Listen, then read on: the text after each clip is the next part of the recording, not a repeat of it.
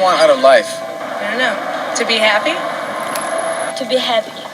I want the American dream. I want to be happy. American dream. What do you think the American dream is? Is it going to college and having a lot of money to go off and buy a dream house or car? Or is it just being happy even if you don't have the fancy brands of clothing or even enough money to afford food? Do you ever just sit there and wonder, what if I didn't have an iPhone, Nike shoes, a car, or even a house to stay in? Would I be happy? We all heard the quotation, money can't buy happiness. It also turns out that money can also corrupt us. In a study conducted by Paul Piff and his colleagues at the University of Berkeley, it was proven through a rigged game of Monopoly that wealth can make us greedy. The game was rigged so only one person could get more money than others. The game was monitored through a one-way mirror. The results were that the more wealthier a player got, the meaner he became. For example, they got a more dominant demeanor, such as smack-talking and sitting in a more confident posture. This study goes to show that money is not the key to happiness. In fact, some of the poorest countries in the world are the happiest. Mihito Singh is one of the stories from the Happy movie, and his story is he wakes up at 4:30 in the morning and goes to town to pull around a rickshaw for people to get around. When he comes home, he doesn't have enough money to pay for much, but that really doesn't stop him from having a good time when he does come home. He comes home to a community that supports everyone and makes sure everyone is fed and has somewhere to sleep for the night. On the other hand, some of the people living in the wealthiest countries in the world are often more isolated, which has a negative impact on them, resulting in them being less happy. In a study, it says that even if we get a 20% raise, it still might not make us happy.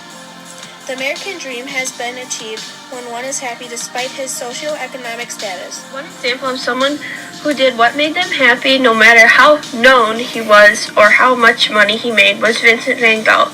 When he started making art, his paintings were rejected and he didn't get any recognition for his work. In fact, he only sold one painting while he was living. He died not knowing the value of his artwork.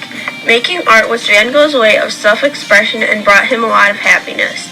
Therefore, he did not care what was said about his artwork and did what made him happy. The happiness that his paintings brought him made him more motivated. Van Gogh was a strong believer in doing what you believe in, no matter how popular. He once said, "Do not quench your inspiration and your imagination. Do not become the slave of your model." Another example of someone who put happiness before wealth is Frank Selleck. He was an 81-year-old music teacher who lived an average life until he won nearly $1 million in the lottery. At first, he let his fortune control him by buying a luxury house on a private island and moving away from his students, friends, and family. He soon came to the realization that money cannot buy happiness. As a result, he gave away his money to his friends and family, he sold his house, and moved back to his hometown to be with his wife, and returned to his normal life. At an interview, he stated, "All I needed was my Katrina.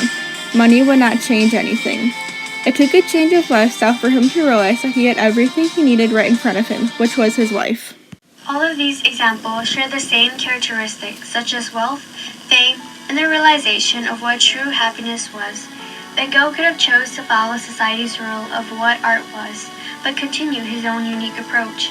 Francis Lee could have let his newfound fortune consume him, but he realized the little things like teaching music and being with his family made him more happy than money. We can take away from them that wealth doesn't define your happiness. You do. According to the documentary Happy, a few ways to become happier is to cultivate passion, get out in nature, and find your flow by losing yourself in something you're passionate about.